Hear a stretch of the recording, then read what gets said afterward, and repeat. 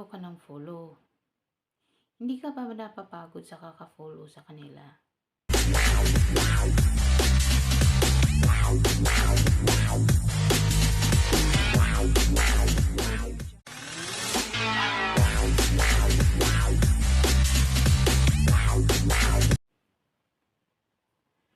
Follow ka ng follow.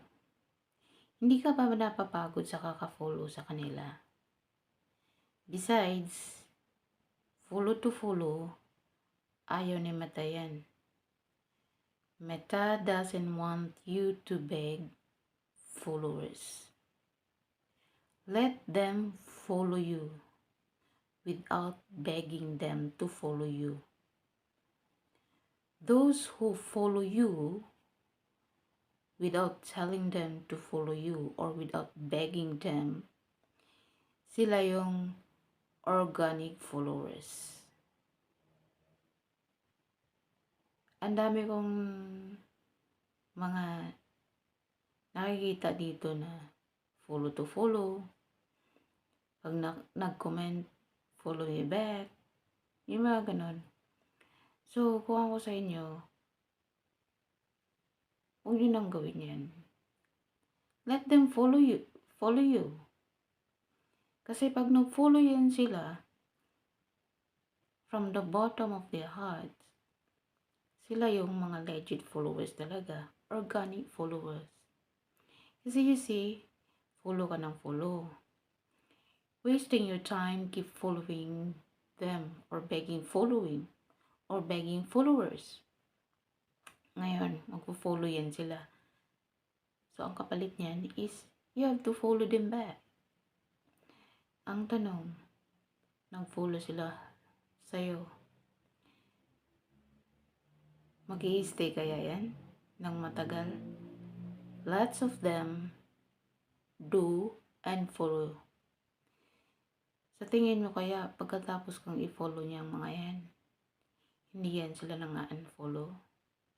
Have you ever noticed your followers list na nababawasan? That is because some of them unfollow.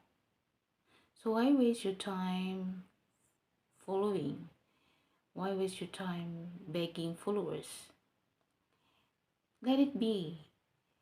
Hayaan mo sila mismong mag-follow sa'yo. Kasi if they really want to follow you, they will follow you. So why waste your time roaming around the groups and posting like, follow me, I follow you back. Meta hates that.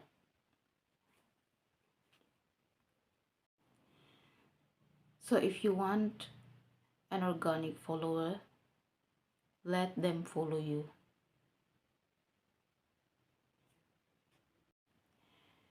Ngayon nagtataka kayo kung bakit ko to sinabi-sabi sa inyo.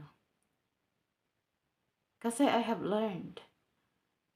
Na-experience ko to.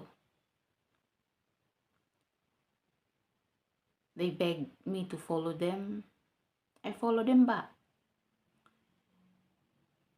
Then, nag-increase yung followers ko. Umabot ng 21K plus. Then, after a few weeks, few months, bumaba siya. So, I told myself, they are not organic followers. Because if they are organic followers, they will stay. They won't unfollow you. Promise. May iba pa nga dyan, which is nakakainis din. Kasi, nasa comment na nga, hahabulin ka pa sa chat. Please follow me. What the heck? So, yung follow to follow, honestly, ginagawa ko rin yan noon. Just to gain followers. Pero, napag-isip-isip ko rin, not worth it. Kasi, kahit anong join mo sa mga follow to follow na yan, nababawasan at nababawasan pa rin yung followers mo. Alam kong alam nyo rin yan. At alam kong pakiramdam nyo. Kasi ramdam ko rin yan. So, kuhaan ko sa inyo, makipag-engage na lang kayo. More on engagement than hunting followers.